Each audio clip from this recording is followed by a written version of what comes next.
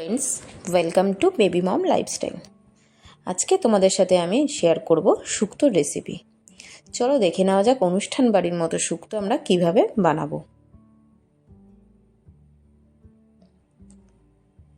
প্রথমে তোমাকে দেখাই আমি সবজিগুলো কিভাবে কেটে নিয়েছি। এখানে আমি পেঁপে, আলু, বেগুন, সজনে ডাঁটা, কাঁচকলা এগুলোকে আমি লম্বা লম্বা করে কেটে নিয়েছি। আর কেটে নিয়েছি উচ্ছেগুলোকেও আমি এরকম লম্বা লম্বা করে কেটে নেব। এবার একটা কড়াইতে আমি তেল গরম করে নেব। তেল গরম করা হয়ে গেলে আমি বড়িগুলোকে ভেজে নেব লাল করে। বড়িগুলো ভাজা হয়ে গেলে আমি এরপর বড়িগুলোকে একটা পাত্রের মধ্যে তুলে নিচ্ছি।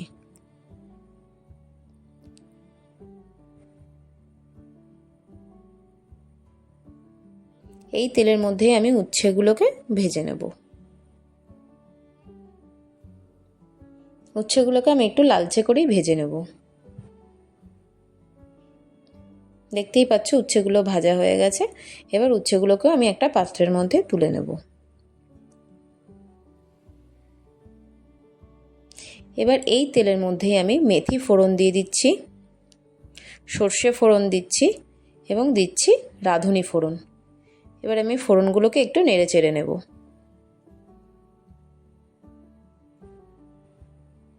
এর মধ্যে আমি দিয়ে দেব সবজিগুলো।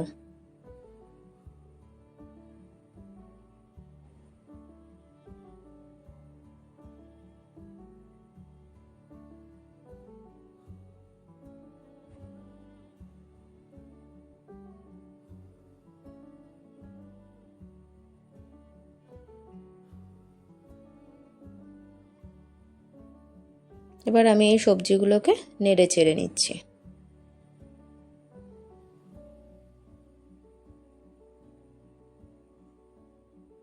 একটু নাড়াচাড়ার পর আমি এর মধ্যে নুন দিয়ে দিলাম। নুন দিয়েও ভালো করে আমি সবজিগুলোকে নেড়ে চেড়ে নেব।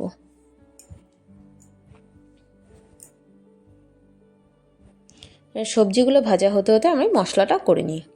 এর মধ্যে দিয়ে দিচ্ছি আমি সাদা সর্ষে, পোস্ত এবং আদা। এবার অল্প পরিমাণে জল দিয়ে আমি এই মশলার পেস্টটা তৈরি করে নেব। দেখতে পাচ্ছ সবজিগুলোও সুন্দরভাবে ভাজা হয়ে গেছে। এরপর এর মধ্যে আমি দিয়ে দিলাম উচ্ছে ভাজাটাও।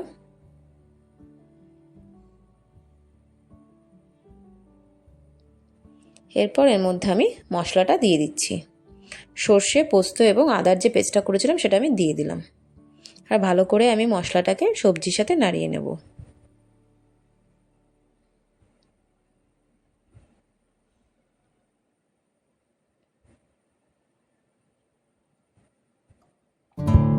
এবার ঢাকনা দিয়ে আমি 10 মিনিট মতো সবজিগুলোকে সিদ্ধ হতে দেব। এবার ঢাকনাটা তুলে দেখে নাও যে সবজিগুলো সিদ্ধ হয়েছে কিনা।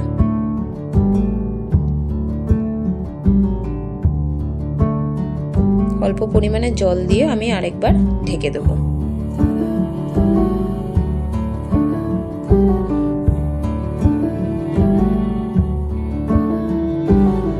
যেহেতু আমি আগেরবার ঢাকনা দিয়ে ঢেকে দিয়েছিলাম মশলাটা কষিয়ে, তো সবজিগুলো অনেকটাই সিদ্ধ হয়ে গেছে, সেই জন্য আমি অল্প পরিমাণে জল দিচ্ছি।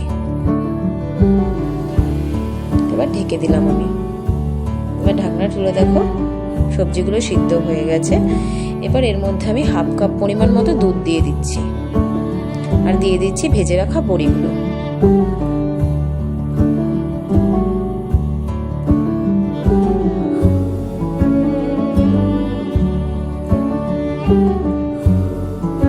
এরপর আমি আরো 5 মিনিট মতো ফুটতে দেব। এর মধ্যে দিয়ে দিলাম আমি অল্প পরিমাণে চিনি।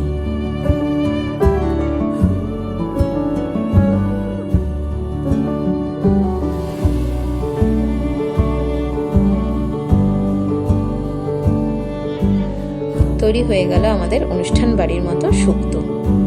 তোমরা জানিও তোমাদের রেসিপিটা কিরকম লাগলো, অবশ্যই কমেন্ট করে জানিও আর লাইক করতে ভুলো না। আর এরকম রান্নার রেসিপি পাওয়ার জন্য চ্যানেলটাকে প্লিজ সাবস্ক্রাইব করে দিও। Thank you.